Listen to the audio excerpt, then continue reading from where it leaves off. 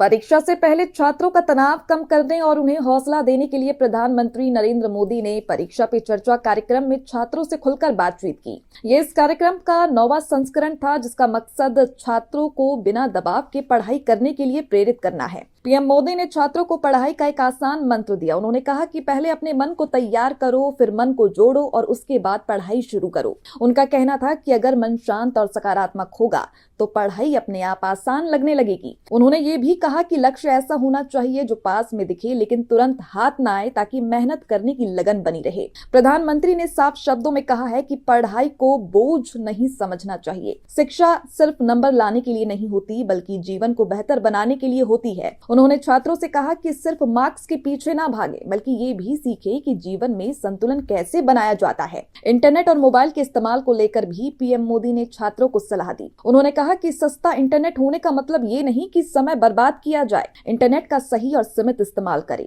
Gaming पर बोलते हुए उन्होंने कहा कि अगर सही तरह से किया जाए तो ये एक स्किल बन सकता है, लेकिन जरूरत से ज्यादा समय देना नुकसानदायक है। स्किल की बात करते हुए प्रधानमंत्री ने कहा कि 2 तरह की स्किल होती है, लाइफ स्किल और प्रोफेशनल स्किल। दोनों ही जरूरी है। उन्होंने समझाया कि बिना ज्ञान और समझ के कोई भी स्किल मजबूत नहीं बन सकती, इसलिए पढ़ाई की अहमियत कभी कम नहीं होती। पीएम मोदी ने अपने जीवन से जुड़ा एक एग्जाम्पल भी दिया और कहा कि वो बीते हुए समय की बजाय बचे हुए समय पर ध्यान देते हैं। इससे उन्होंने छात्रों को ये संदेश दिया कि हमेशा आगे की सोचनी चाहिए और सकारात्मक रहना चाहिए। टीचरों को सलाह देते हुए उन्होंने कहा कि शिक्षक को हमेशा छात्रों से एक कदम आगे रहना चाहिए, ताकि वो उन्हें सही दिशा दिखा सके।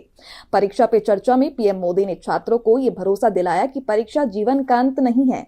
अगर मन शांत हो, लक्ष्य साफ हो और मेहनत सही दिशा में हो तो हर छात्र सफलता हासिल कर सकता है।